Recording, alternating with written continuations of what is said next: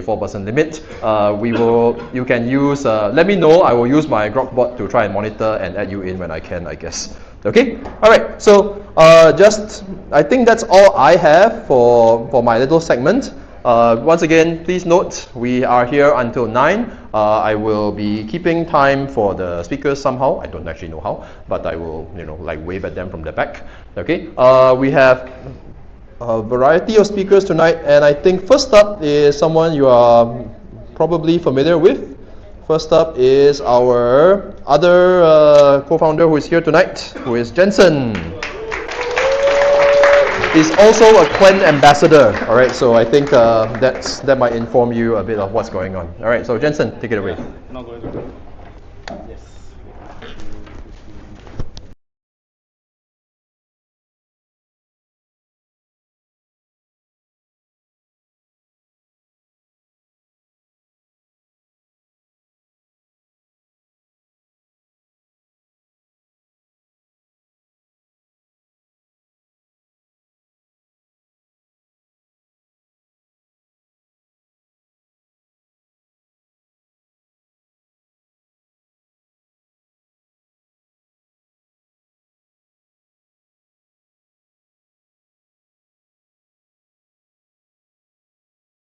That you slot this onto the screen of your laptop and you close it, it will prevent your laptop from closing, which means you can run your agents everywhere you go.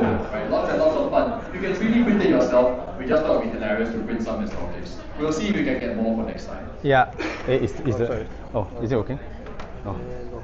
Oh, hello. Yeah, so I'm the Quen ambassador. If you guys want Quen pins, I have some here with me. So there's, it's this pin that has the Quen thing. I don't have stickers, I'm out. So some other sponsor here has other stickers. So you can look for him to get cute otter stuff later on. Yeah, but Quen pins, I have some. Please come look for me after the talk. Like if I have enough, I'll give you guys. Yeah. Okay. Is it okay? Let's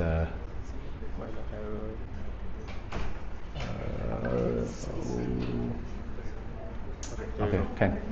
Thanks. Okay. Oh. Hey, is this?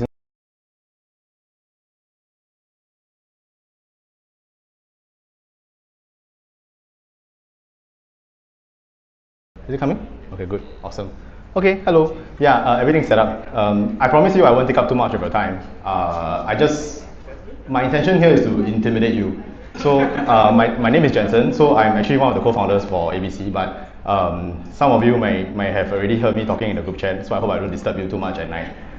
Yeah, but essentially I'm an AI enthusiast, and I think lately I joined Quen as the ambassador fairly recently, I think, and I think Quen 3.827b is one of the best models locally out there. I see some nodding heads. Great, awesome. So I think some of you have already tried this. Yeah. Later on there will be people who are more expert than me. They will show you their benchmarks and stuff. But I will just give you a quick idea of what it actually looks like. Yeah. So a bit about me, right? So I built local AI at home, and I actually try to prove it with evals. And I think I'm here to tell you guys to understand what Quen actually does. Quen is a model by Alibaba, so I hope everybody here has some level of understanding towards that. And why they are competitive is they probably are one of the best makers of local AI models. Yeah, and my Twitter feed is all filled with these kind of things right now because I surf too much. And yeah, so let me quickly show you. Yeah, so this is how my AI setup is at home right now. I actually use a terminal, and my terminal is running Ghosty, and I have a Mac OS harness. Right, so I either use OpenCode, Zcode, or Codex. We actually use this thing called a light LLM router, right? So if you're not familiar with a light LLM router, somebody in the group actually taught me this. Yeah, so the speaker will introduce himself later. But thanks to him, I built a router in front of my AI models, and that's because after you keep changing models for a while, right? You realize that if you don't have the router in front, everything behind it consuming the model will start to break. Yeah. I know if it's a bit too complicated, please bear with me. Yeah, but this is in essence the overall architecture, right? We actually have Quen 3.827b running behind the scenes. And just want to give you a sense of what this looks like at my house. It's quite hot. It's a Yeah, it's a little bit hot. So when I use my Sparks, right, we try to turn on air conditioning. Yeah, but it's not as bad as some I've already seen so far. Some guys have it really hot that they actually spoil their electricity at the generator at home. Yeah, they trip their electricity at home. That's Ian, who's not here today. Yeah, but oh yeah, but that's not why. Yeah, that's not why he's not here today. Yeah, but what you can see in this picture, right, is that there's actually two Sparks running. So there's a DJI Spark here and an Asus GX10. Yeah, and what these two Sparks actually did for me, right, is they allowed me to run DeepSeek V4 Flash at home. Yeah, and well, that was a game changer when DeepSeek V4 Flash came out. It was quite different. Yeah, and so essentially you see, right, so I use the Mac coding harness. At home, I run this Tailscale network, and even today my Mac can actually connect to my DJI Sparks at home via a light LLM router to basically use it like any other regular OpenAI endpoint. Yeah, so yeah, I learned a lot from the group in the local LLM group. So if you are really keen, you should join that group inside the main community channel. Yeah. If you get stuck and if you have some spare cash to spend, okay, this is the way to go. But make sure that your house, right, has a proper area for you to configure the machines. Yeah, you know. So you see this rack here that you see. Actually, it's my mother used to put soap. Then I take the rack, right. Then I put the server rack on it. Yeah. So I repurposed her soap rack as my server rack, yeah, for the time being. Yeah. Yeah. See, I also have a Mac Mini there, right? So yeah. Yeah. So why are there two different Qwen models? Qwen 3.8, right, is a 2.4 trillion parameter model. You're not going to be able to run this at home. Don't try this at home. You can't do it. Yeah. But Qwen 3.8 27B is totally runnable at home. There are two different kinds of machines, right? The first kind is a Spark, and it's basically like your Apple Macs with a lot of RAM. Then the second kind is the more hardcore kind where you have like the GPUs actually that you wire it to a PC and then you run. So the 27 billion parameter models actually calculate 27 billion parameters at one go. So it's very compute intensive. And then if you feel cold at night, right, just go near the server. Yeah. Then you start to feel warmer. Yeah. It's noticeable. Okay, the point here is that it's noticeable. Yeah. And I sit close enough to it to feel the heat. Yeah, but yeah, so having unlimited tokens is very good because behind the scenes, you actually can do a lot of funny research. Like things like auto research, you know, you don't have to worry about like the limits anymore. You just close your eyes and wake up to a new report every morning. Yeah, it's very fascinating. Yeah. So yeah, so I ran my own internal like rubric, right, in terms of evaluation.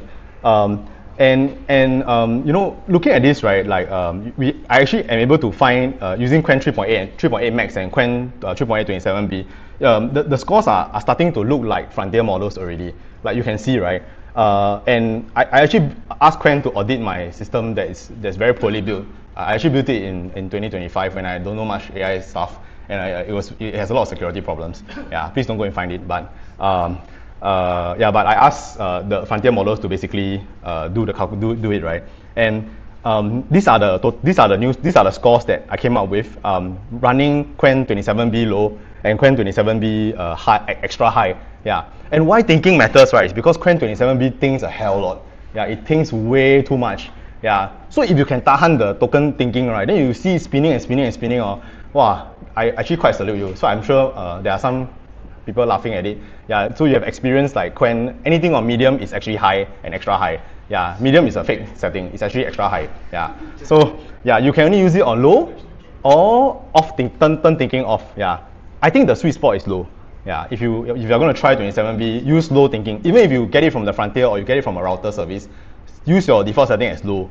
Don't try to go the high route, man. You can wait 45 minutes. You finish your Netflix show already, the things haven't finished yet. Yeah. But as you can see, right, the scores are pretty competitive, right? I use 5.6 SO, GPT 5.6 SO, and SO got 91 as the control. But Qwen 3.8 Max preview actually got 94. Yeah. So it's competitive. Of course, like this is just one benchmark, right? There could be many others, but it's competitive. And in the past, I used 3.6B. It got the score was at 60 something. Yeah, so you can already see like it's a lot of difference. Yeah, so I have this video here to show you. Okay, so I use Qwen 27B to build a product, right? Then let me show you this. Yeah, so I actually have to do a customer demo, right, for a prototype. So why not turn the prototype into actual eval? Yeah, yeah. So you can do work and then you can showcase at the same time. So these are the four. Okay, so I asked Qwen 3.8 Max, I had 3.8 medium, the DJI Spark, GPT 5.6, and GRM 5.3. So all four models passed the base build of the front end. Yeah, it passed, right? it's pretty nice. Yeah, so I actually learned from somebody to, why is it not loading? Oh, sorry. Yeah, 1 second. Yeah, so it's really quite nice. Like, yeah, you can actually record these things side by side. Yeah, if you want to know the prompt for this, you can let me know. I can share with you all the prompt to do this. Yeah, so unless you have a certain blend for certain color type, yeah, actually it's okay. Yeah, so all four is decently good, right? And my point of stress is that on the top two, of course, I'm Quen ambassador. I'm supposed to sell Quen models, but the bottom right, the GRM 5.3 and GPT 5.6 is competitive, and some people will say, yeah, GPT 5.6, the coloring and the design is better. Yes lah, of course, it's such a big model, it has to be better, right? Yeah, lor. Okay, so it's not hard to run an eval. So if you are struggling to run an eval, right, just turn your work into an eval. It will help you a lot. Yeah, so that's how I've been doing my stuff together at the same time.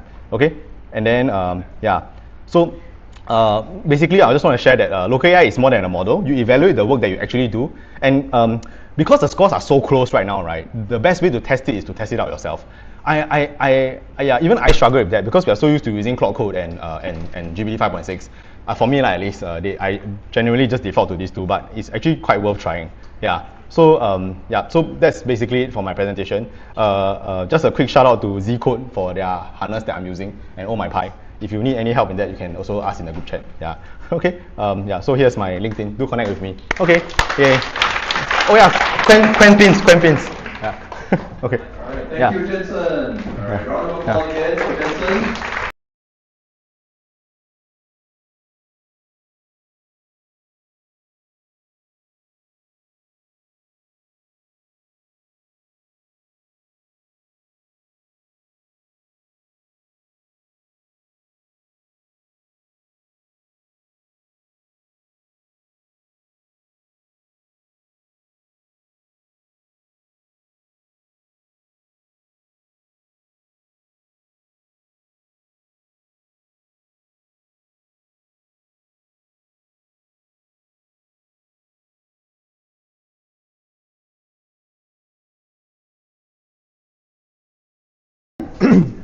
All right, thank you so much.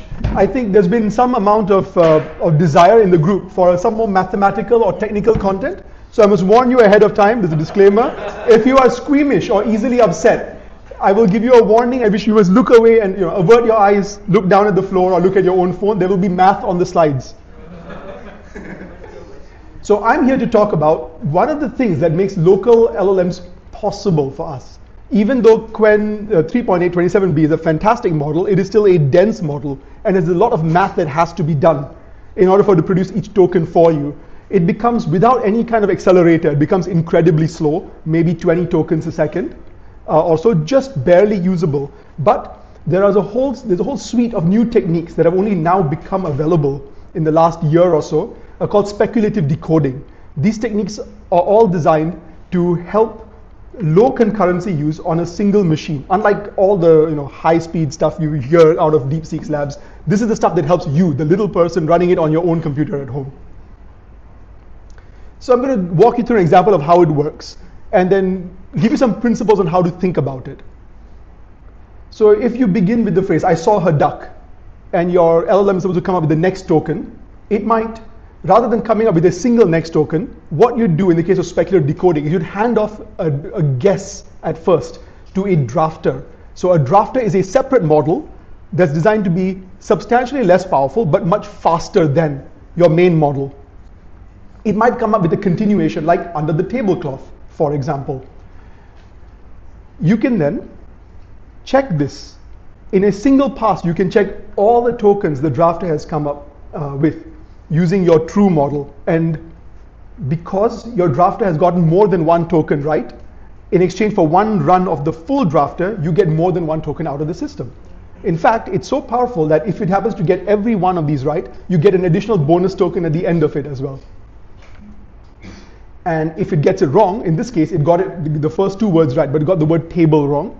In that case, what happens? You discard all the guesses from the incorrect guess onwards, and you, as part of your initial decode pass, you also get to sample the next token. Typically, if you were to run an MTP decoder, you'd see something like this. Right? On most common cases, it'll be right maybe about 4 tokens out, it'll be a coin flip at that point. It's quite impressive actually that a cheap model can get this much right, can predict many steps ahead of a much bigger model.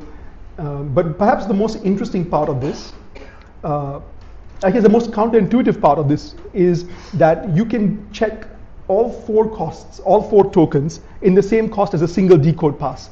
And you would think, why? How can you possibly do that much math that quickly? Well, if Ian was here, he'd tell you that this is because decode is memory bound, not compute bound, right? If you keep wondering why on the local chat we're all screaming about how many gigabits a second, what's the new Mac Pro? I think everyone, 1.2 terabytes a second, right? Yeah, 1.2 terabytes a second. The reason that number matters so much, the reason we're all crying tears of joy about it, is because it's memory bound. Because decode requires you to touch a lot of memory very quickly, you can smuggle in a lot more compute. The break-even point, as far as we know, is roughly about 120 tokens or so, 128 tokens or so. So you can check up to 128 possible tokens in the same cost of checking one next token. Okay, now if you are squeamish, please look away now. The other thing to remember in this technique is that it's an exact technique. It's not approximate, it is exactly the same. And the reason it's exactly the same is because of this very, very cool pair of rules they use. That if the drafter, for every instance where the true value and the drafter disagree, which they always will, they will either sample from the union of the two, called the agreement, or they'll sample from the residual, which is the difference of the two. And by applying this particular rejection rate and this mathematical equation, they're able to get exactly the same token every time. This is one of those very cute results from probability theory that shows you that you can turn this knob, and the cost of a worse drafter is that you are run slower, never that you are incorrect. The question then becomes, do you accept enough tokens to pay for the drafter? So here are 5 rules of speculation. If you ever want to run speculative decoder, keep track of these 5 rules.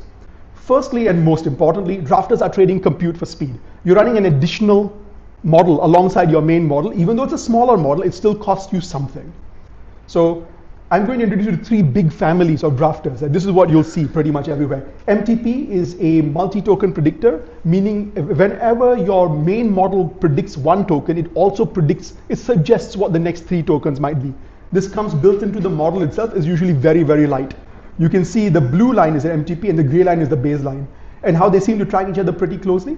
The gap doesn't close until much later because MTPs are very light, so they take only a little bit of extra compute on top. Eagle 3 is a separate model that connects into the inside of your model at multiple places. And the D-Flash family, which is the most exciting family recently, use a completely different technique. They use a diffusion system, which is much closer to how images are generated rather than how text is typically generated. The trade-off for these is that you can make up to 16 tokens per step, but you only have a small shot at getting it right. And your effective, okay. Rule number 2 is that effectiveness depends on, is brittle. It depends on many, many, many things, including the specific weights, model sequences you use, the workload, and the serving software. Here are 2 examples of drafters being incredibly brittle, right? So if you were to swap the engine, for example, we did some benchmarking on a Spark provided by Ray. Ray, are you there? Hey, thank you. Yeah. We did some benchmarking, and we're able to show quite convincingly that on slightly different engines, on VLLM versus SG line, they're both top of the line modern engines, because of minor tweaks in how the engine works under the hood. We're able to get the 55% speed up versus the 3% speed up. This is how sensitive it is to minor factors. Even if you use the wrong draft, you can cost yourself performance. In fact, the fastest drafter for SGPD OSS 120B is none at all. Just run it straight on LMSys and you're fine. So just run it straight on VLLM directly and you're fine. Okay. Rule number 3 is that agreement is critical. Not every time you run the drafter, you're paying a fixed cost. In exchange for that, you must get a certain amount of speed up. The speed up is variable, and the most important factor it depends on is how many tokens you accept each time one is proposed. So this is where D-Flash and DD3 really shine. MTP will typically give you a 4 token prediction and will be right about 50% of the time on the last token. D-Flash will give you typically 16 or more token predictions and will be right an incredibly variable number of times. Let me give you an example. So these drafters in question were trained on code tasks, not chat tasks. You use the same drafter on a code task. Sure, it's right on average, each token that is predicted comes with 2.2 additional tokens, each cycle produces 3.2 tokens or 3.7 tokens, but you don't get any speed up because your drafter is slow. On a code task, which is close to what was trained on, you get an incredible acceptance length. Rather than each cycle, instead of producing only 3 or so tokens, it produces 9 to 10 tokens for each time your Quen model is run in full. And that gives you a 2.8 or more speed up. That's an incredible speed up, right? This is the core technology. In fact, DFlash2 is the core technology that makes your local Quen go from a 20 token a second, kind of sort of barely usable, into a 50 token a second beast that can actually work with you at conversational speeds. The very cool thing to notice, of course, is that DFlash is currently what is being shipped together with Quen. One of the new technologies coming down the pipeline, this came out of the DeepSeek labs, is something called DD3, which is rather than a single proposed sequence, they instead will propose a tree of possible continuations, up to 64 possible continuations, which they can check at once. Again, the reason this works is because decode is, anyone remembers? Exactly, it's memory bound, and so you have all that spare compute sitting there doing nothing. You might as well use it to do something. In this case, you might use it to increase the acceptance from about 8 tokens to 10 tokens or more. Yeah.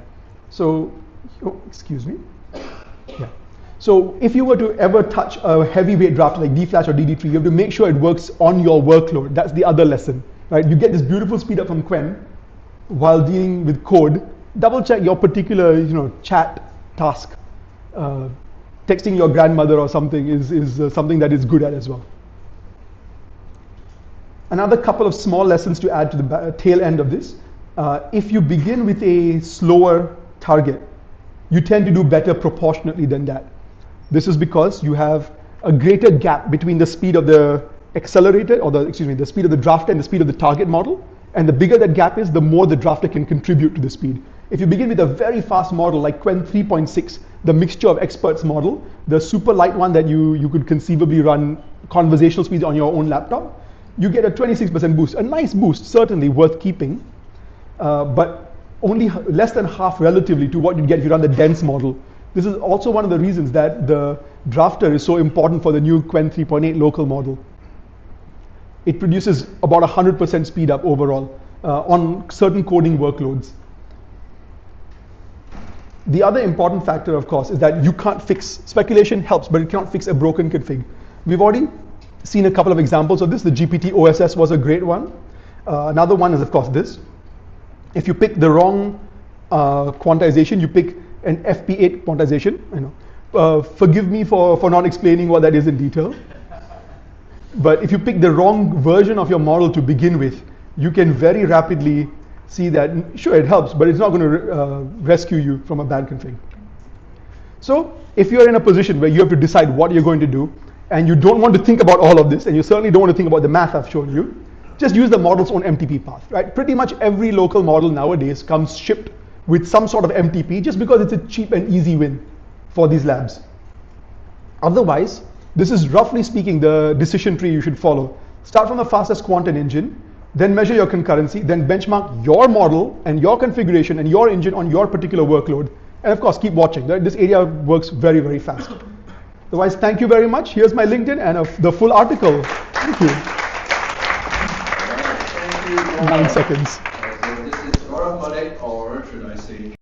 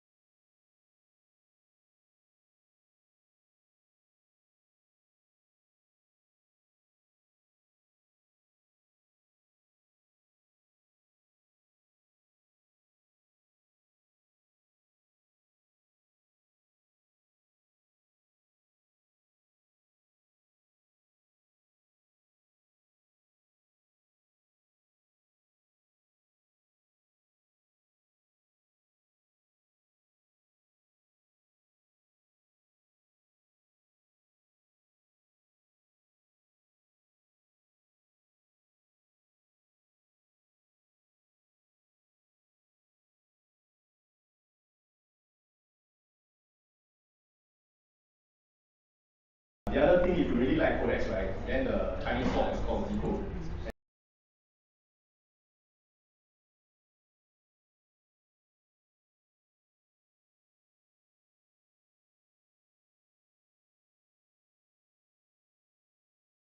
Questions while we're waiting for the local setup for the local setup. Alright, so there's one question here which is how do we set up, thank you, Joshua, right, how do we set up MPP or eFlash for OMLX? Best of luck, ask your plot. Okay, the question is, the answer is best of luck, please ask your plot for you. Anyway, we are good? Okay. Everyone, mark you out, round of applause.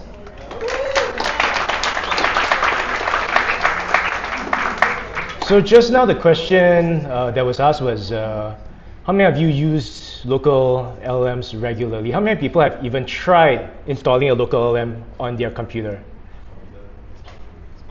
Oh, okay, so pretty big group. All right. So this one will be about going beyond Ollama Run and building a local LLM service. So my background is that I used to be head of data and principal data scientist at Funding Societies Modalku. And I've got my master's in information and data science from UC Berkeley. This is my local setup. So I've got 3 times RTX Pro 6000s, 288 GB VRAM. At the time when I bought it, it was about 10,000 a card. Unfortunately, the prices have risen to about 30,000 per card in over the last 6 months. But That's a COE, by the way. She's a COE.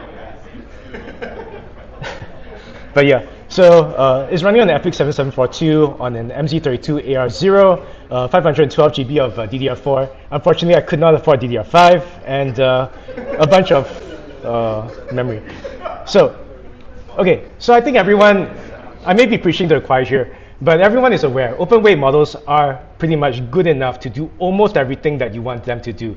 Literally last night, Quen 3.8 Flash Next and GLM 5.3 Flash just came out. You can see them on the artificial analysis benchmarks. They are very strong. Whoops. They are very strong. And just as Jensen was talking about earlier, we've got Quen 3.8 27B, a 27B model that you can run on your laptop. It is strong enough to be within the top 10 or 20 models in the world right now. So, and how do you run these things? It is ridiculously easy. Since most of you have tried this. Literally all you need to do is install Ollama, just say Ollama run Quen 3 14B, and you're good to go. For those who have not tried it, let me just do a quick demo right now. Whoops.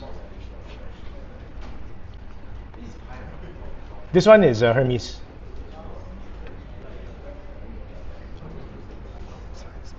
Sorry? Make your font size bigger. Oh, okay. Well, a bit tough to do right now. I'll leave it.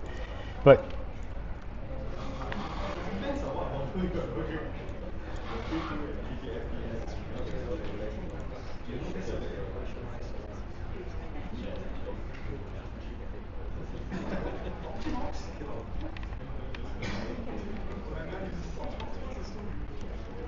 so Ollama ran Quen 3 8B, and it's literally as easy as that.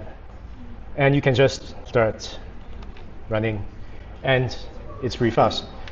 So it's as simple as that now. But where do you go from there?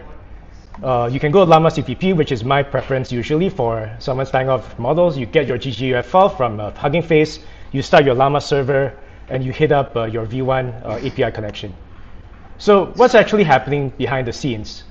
For those of you, basically you have your online model registry, whether that's Ollama or Hugging Face. They contain the weights that are stored online. You download those weights to your hard drive or SSD, and at inference time, those weights are loaded into your GPU. You send your prompt to your inference engine of choice that sends the tokenized context together with history to the GPU. You get back your stream response. Simple and easy. One single application will handle almost all of these things. It handles the serving, it handles the inference, it handles the operations. Very simple. Just you, your Llama CPP of your LLM, your model, and your GPU. But what happens when your requirements get bigger and bigger? And this also applies to cloud models. So let's say you have more and more consumers. You have, let's say, Open Web UI. Let's say you have more IDEs. You're using Cursor, or you're using DeepSeek's DeepSeek's harness. You have more and more agents. You're using Hermes. You're using OpenClaw. You've got N8N. Where do you go from there?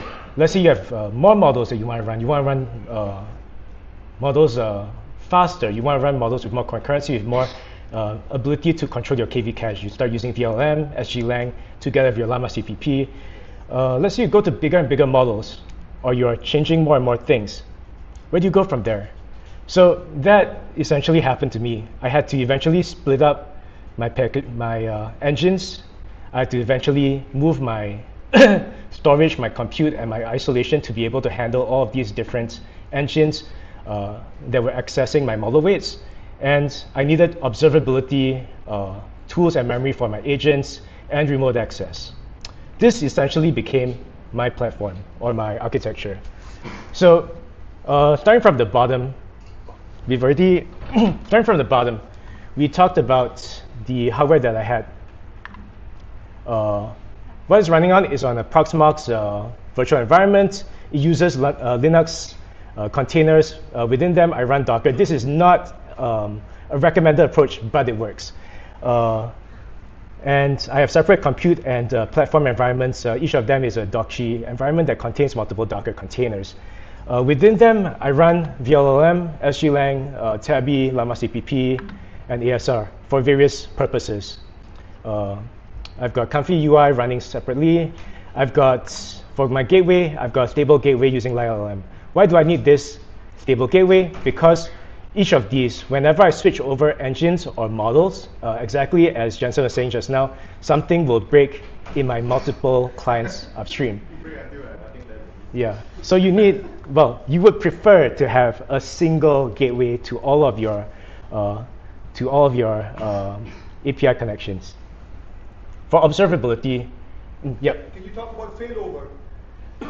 Failover for, okay, so for example, if one of my engines goes down, I do have failover to cloud APIs if I need to. So that's one way. There's multiple other things, but it's a little bit, I'm also out of time. Yep. Observability-wise, I've got length views to be able to see my traces, hindsight for memory, search. We'll talk about search. I have a lot of search. Dogg, Dozel, and NetData to be able to see where exactly my engines are failing. And for my clients, I started off with Open Web UI. Eventually, I went into Hermes, Cursor, OpenCode. I'll probably be going to DeepSeek's harness in a little bit. N8N for automation. Let's see, Ragflow for RAG, and Comfy UI itself. For remote access, what I have is essentially a WireGuard bastion. So I have WireGuard running on a small device that allows me to connect to that over internet without touching my main GPU to give it a little bit of protection. So that's a lot of stuff.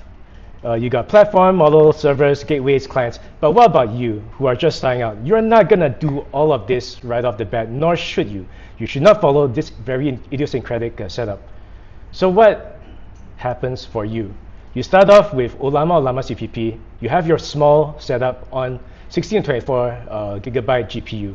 Let's just say GPU for now, because I'm not an expert on Mac or Unified RAM. Easy for start. You just have Llama. It covers almost all of these things, or Llama CPP. It covers the gateway as well as your model servers. It has a OpenAI compliant API that you can just hit up and use. Nowadays, Llama CPP has model routing. It allows you to connect to multiple models that you have loaded up and switch between them relatively seamlessly. Another alternative I can suggest is LM Studio, which is also a front end to Llama CPP. You'll be probably running on Windows or Linux in a single environment, or WSL on top of Windows. you'll probably have a small model storage. I recommend an NVMe that will be able to load your models quickly. You'll probably be running something like a 3090, 4080, 5080, 5090, or so on. I recommend CUDA for the start because it makes things a lot easier. Things break really fast when you do not have CUDA. Yeah. You probably want 24 or 32 GB of RAM. And for now, you can cut off all the other stuff. I do recommend Docker because you will get into a hell of trying to fix your dependencies if you do not have Docker images set up. 27 seconds, give me a little bit more time. Okay, and then you expand out. Let's say you get rid of Olama. I'll talk about why I don't like Olama later on. I'm sure a lot of you are not aware. You stick to Llama CPP and LM Studio, maybe you expand out to VLM. You build out remote access. You don't need maybe a bastion. You can just connect using Tailscale, NetBed, or Zero Tier. All of these are built on top of WireGuard. They give you a VPN connection to your setup so that you can connect remotely. And you work from there as you expand out the clients that you are serving to. So yeah, go out there and try it out. Olama Run, Qwen 3, 14B. Yeah. As for why not, just real quick, why not Llama? Okay, you probably leave 10 to 20% of your compute, of your speed on the table if you use Olama, as compared to using Llama's CPP or LM Studio. Their registry tends to update with models a bit slower than just pulling it straight from Hugging Face. And they basically hid that they were using Llama CPP as their backend. So it's not exactly very nice. Yeah, just use Hugging Face. As for quick recommendations on engines, just stick to Llama CPP for now. As you go up, you can use VLM or SGLang. Those are usually what you want for serving directly straight from VRAM. And these are, well, yeah, you can, basically the takeaway is just use Qwen 27B. It's probably the best model you can fit in memory nowadays. Yeah, and yeah, that's basically it. Thank you very much.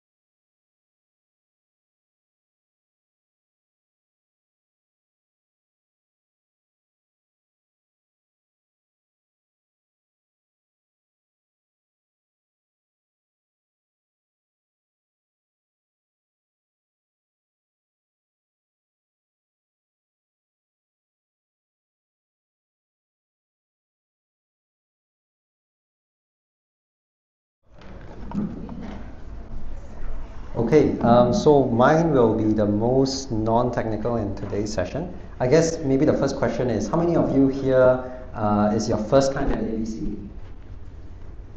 Oh, wow. Oh, okay, great. So for context, I joined the ABC group when it was maybe less than 200 people. Now it's 1,000. And I wanted to maybe share and contribute back to what has changed since I attended. When I first joined, I was very much a person who was working in a private equity firm. I'm trying to figure out my customers, all of my portfolios, how do I improve their profitability, reduce costs. And very much so, as you can imagine, software is a good way to help them. And in the last two ABC sessions, I basically presented about something called AI-assisted value creation. Basically, I was helping a hospital. They have currently 7, I think they're looking at 8 hospitals before I left. How do we improve in visibility to the operational efficiency of the hospital? And we were also trying to map out where, if I was in Malaysia, where the doctors located across. And all of these were helped by AI. Why am I speaking today? Well, actually, when I finished this session, and about the same time, our dear Ian took a picture. He's not here today, but his CEO was buying a DGX car, and it got me into the journey of better start the local LLM community as well. So I got this, played with it for about a month, and there was a time when I was exploring an earnings agent, which is essentially there are multiple agentic flows today. Maze agent is something that you can install locally. This I connected to my local LLM, and then I was using, I think, an SGLang to a Quen, so shout out to Quen, and I was starting to chat with it quite frankly. This was not the version that has now achieved like a much higher level, but it just made me think that, hey, AI is now reaching such a level of capability that I really want to get even more involved. And as a result of that, I ended up thinking a lot about what AI is, and I thought it's very interesting to maybe just share with you my worldview, and then where I'm ending up in this little piece of the puzzle, which is AI, right? So imagine you are in 1998, and suddenly someone say Bell Labs created something called connectivity, and all the universities are now speaking over the internet, and because of that, they're sharing their research papers, and there will be one day where you can click on a button, ask what is AI, and then it will tell you about all the movies in the world. So obviously that is what I think AI was a few years ago, and as you start to take a look, there is now a whole foundation, like a layer cake that we can think about. Most of the companies that you see on the left is actually something that, on the left is something that you're probably very familiar with. I would think of them as two layers, right? All the usual Google, AWS, they are all the data center providers and inference providers. Now, as well, we have the local models. So Apple, you wouldn't imagine them as a data center infrastructure, but thanks to their Mac Studio, you can very reliably buy a few of them. One day Ian will bring his stack, and then you chain them up using MLX, and then you can start serving local LLM. So they're basically providing inference where people will store some models. Then you ask the question, what is a model? So that's really where the next generation of companies did come in. Now, for all of you, do you know that actually OpenAI is now maybe 10 years old or a bit more? So if you have kids, right, you can imagine he has just grown by quite a lot. Anthropic is a lot younger. And essentially the whole journey of like GPTs, right, that Google released made people decide that they need to buy a lot of hardware and then start training on them. But that's not really the reason why ChatGPT became so famous, or OpenAI became so famous, is because of ChatGPT. Because in 2022, suddenly you went to this website, you asked it, write me an essay. It wrote you an essay. Write me an essay about a person who can turn into a pig. And it starts writing an essay about a person who can turn into a pig. But then you ask it 3 more times and the pig turns into a monkey, etc. So obviously it was hallucinating, and with the help of that, other models and things came in like Claude, Gemini Notebook, Cursor, shout out to Cursor, they're amazing as well. And obviously like our dear friend here, Jensen, he created something like Cloud, which is for you to download, and in the future you can run your own local. You can run multiple different API keys connected together and move between harnesses in your local computer. My background, though, at this point is I've come from private equity. Before that, I was in a consulting firm. I was doing a bunch of stuff. So the companies I work with are still large and medium enterprises. And this is really where the next set of companies are starting to come in. So I'm giving this shout out because actually a lot of the companies here, since we are in American Chambers of Commerce, have actually been, just take a look at the timing, have actually been present before. One of my friends, I think it was November or October last year when I was just about joining ABC, joined Grok. I asked him, what are you doing? Isn't Grok like a company that's part of XAI, like the GROK, X? No, Grok is a language processing unit startup that used to come out of Google because Google created something called the tensor processing unit. So in your computers today, you have a CPU, you have a GPU. A CPU is when you say, what is 1 plus 1? 2. GPU is saying, what if I want to create an image? Well, you can't do 1 plus 1 equals 2 because by the time you finish tracing it, right, it's next year already. So GPU does a bit of parallel processing. TPU then does it in tensor, so two-dimensional, now start becoming complete matrices. And then the guy who created TPU decided and say, Google is not fast enough. So I'm going to come out and I'm going to make LPU. And then Grok came out. At that time, there were about 3.6 billion or 6.9 billion in valuation in October. And then on the 24th of December, NVIDIA just casually put a Christmas article came out and it says, we are acquiring Grok for 20 billion. That really perked my eyes. I'm like, why is there so much news happening in here? So I'm just sharing this because I think this little community is really a hot pot of like many things happening. And now I'm in a company called Cognition. Cognition is a company that does AI for software engineering. I'll explain a little bit more about that, but because today is about local LLM, we're not going to go and pitch about them. It's more about just giving you a flavor, right? If you're here today, what's important? What are you going to pick up? Is it D-Flash, which you should really know about? Is it Qwen 3.8, which you also should really know about? Or maybe it's Artificial Analysis Index, which was that very beautiful chart, right, that was presented by the previous speaker about the different models and what capability they have reached. So think about using these things to like trace the dots to where you want to be, because probably not all of us here will be able to either buy, afford, or run a production-grade LLM in the short future, but maybe in a year's time, who knows, all of us will be running it, right? So just sharing it with you a little bit about that. So now I'm at Cognition. What is Cognition? Cognition is a startup that's now based in the US. We are just expanding in Singapore, about 4 or 5 months now. I joined it mainly because of my friend. I had a deep conversation with him. I went through this whole diagram, or sort of after my conversation, I realized the diagram, and that's when I realized that from where I am, Cognition is a really good place because it's serving enterprises to help them solve very specific problems. Its person is actually an author. We will be doing a broader launch maybe by the end of this year, so hopefully we'll bring a lot of this, and then for the ABC group you can have more. Unfortunately now I do not have enough because, as you can imagine, shipping this is not very cost effective, right? Yeah, so my son has one and some of the speakers have one, but we have some stickers for you as well. I will quickly just run through a bit about Cognition, but honestly this is not important. I think the key word here is I'm now working for like 25 to 29-year-old billionaires. These 4 guys here are much younger than me, probably the age of like Brian. Brian is a very active community group, right, in there, and they are now like the future leaders of the world. But why? Why would you do such a thing? I have 2 kids, right, and I'm going to speak to these guys. They are brilliant. The reason was because I watched the video by Claude. So hey, everyone here, Claude code experts. Claude decided to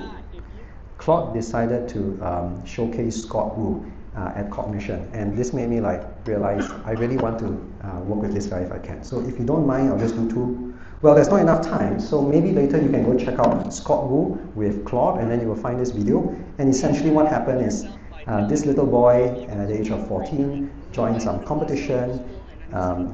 He's in 7th grade, and they were starting a competition on math, and before the questions being asked, he finished and answers all of them. Yeah, I grew up my whole life with math, and he was talking to Claude about that. I think essentially what attracted me to the AI space as very much as this community is that we really have a perspective of the future, and we are really building it together, and as a result of that I was super keen, and yeah, you can go check it out. Cognition, as is many AI companies today, did not come out to be perfect, right? If you recall the times of GPT-3, the monkey hallucination and sometimes very bad stuff, Cognition went through the same piece. but the founders themselves are very aware of this. So I think as a general advice, as I talk and learn about the world, I realize that in AI we should be aligned first as humans, and then based on that go and explore other opportunities. And ultimately then, as a forward deploying engineer, I'm basically going back to my roots, where taking all the technology and all the ideas that the best people around the world, right, like our previous speakers, how do we use them to create even more value for customers? Which is to basically try and abstract away all the technical stuff and essentially just give them something that works. So I have ended my session, but essentially what do I do today? I am using Devin to play computer games on my local computer. Sometimes I make Devin search around and create presentations for me, which he then goes through and double check. This is like computer use, but I have just lots of Devins, because Devin is essentially, it's like this, right? So every Devin has a little computer, and every time I instruct Devin does that Japanese, what's it called, Sasuke move, where it duplicates itself, and one of them will run a computer, another one will start doing another thing. And that's a very high-level description of Devin for you. And I just do that all day long. And you can even access things like SAS, PySpark, Databricks, anything that a human can do, Devin can do. And we are using this to help customers around the world, big banks, figure out how to move from their old stage into the internet era, right? So that they can do a lot more for everyone. So that's it. Thank you.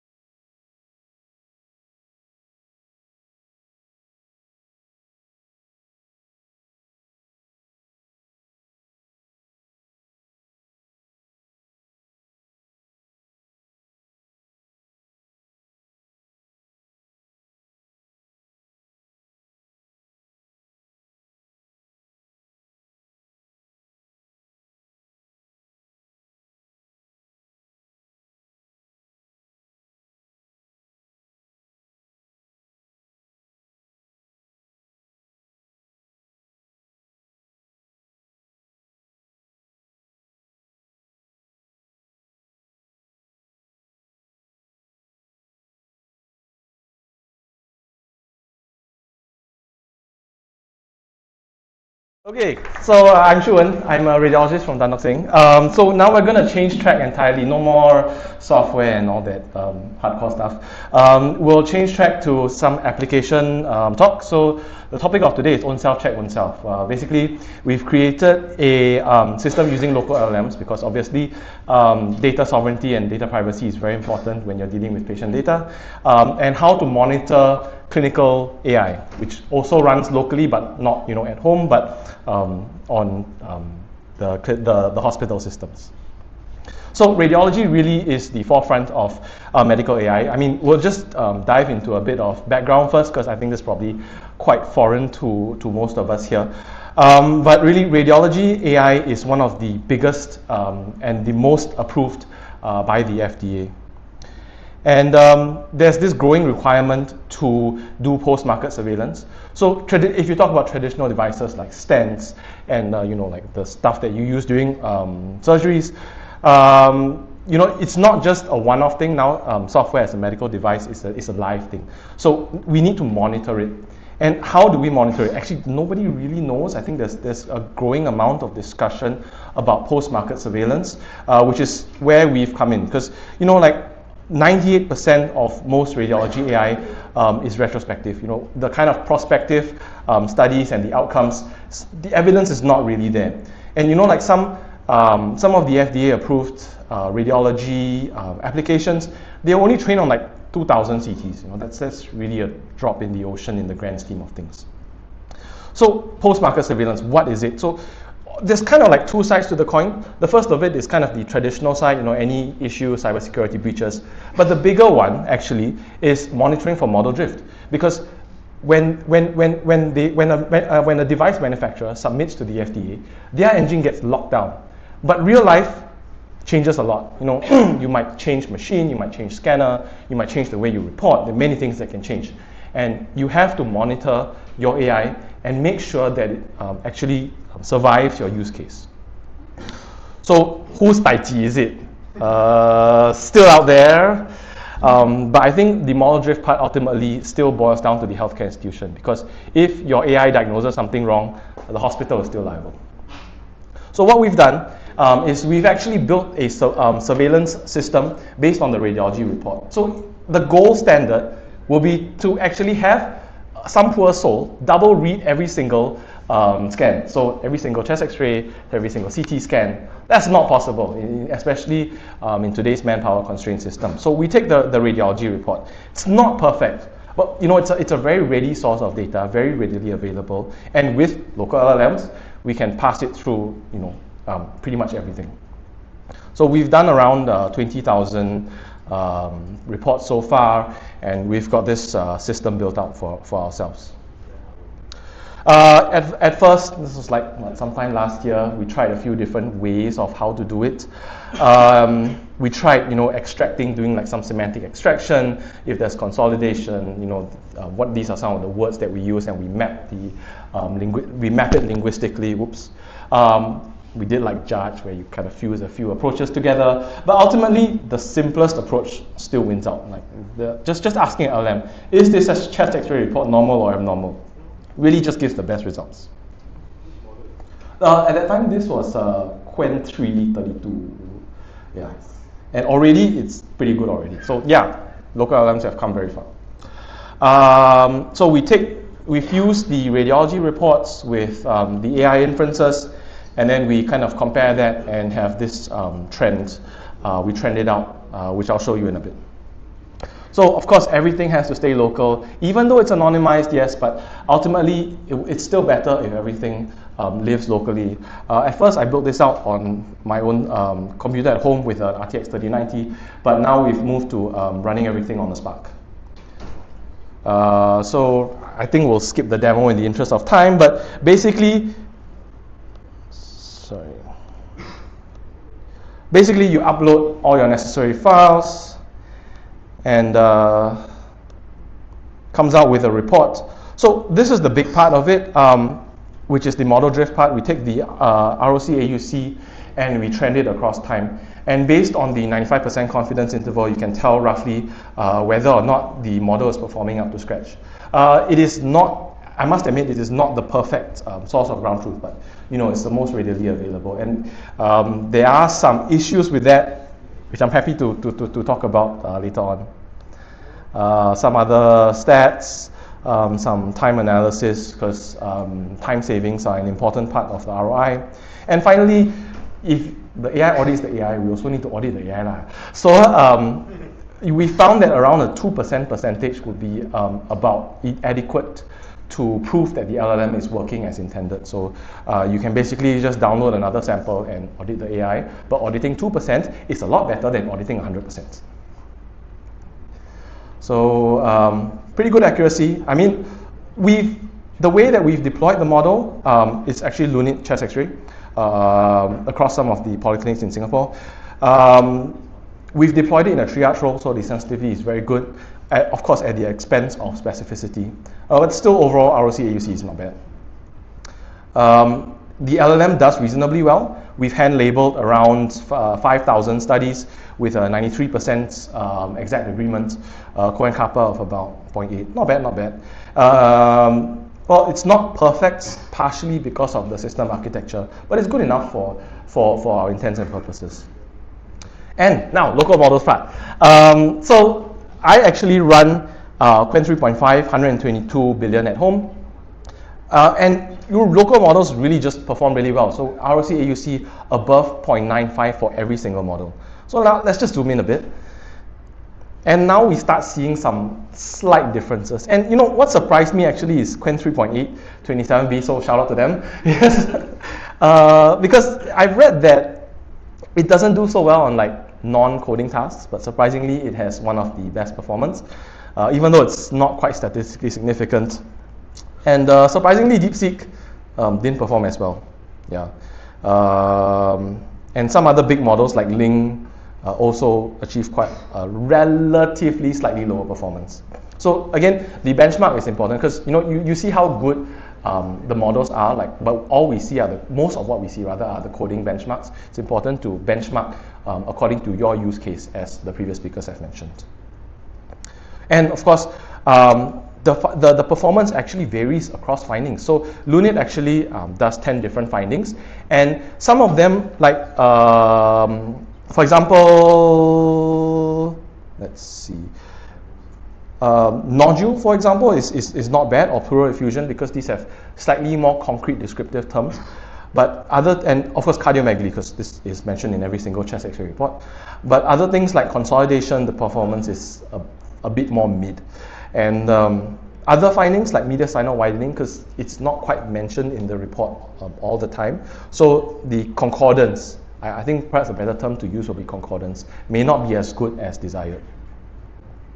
And of course, when talking about local models, a big part is the speed. And I usually, at a concurrency of 10, I've been running it at around 5 seconds per report.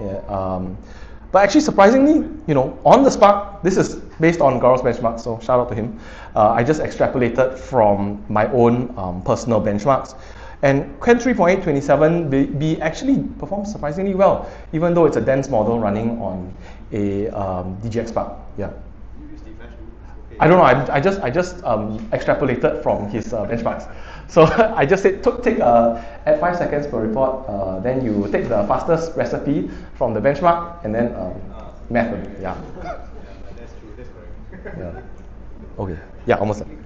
So we've also applied this to thyroid AI, where it kind of grades each nodule. And this one's a bit more complicated because we've got not only to get the AI findings, but also extract the findings from the report. But we've shown some pretty good ROIs, which, yeah. So last slide, clinical AI needs monitoring. So model drift is a very big thing. And the most practical way to do it so far that we found is actually to just use the radiology report. And of course, local LLMs just make perfect sense for this. And now it's perfectly doable with the current technology. Okay, any questions? Yeah, just feel free to open. Okay,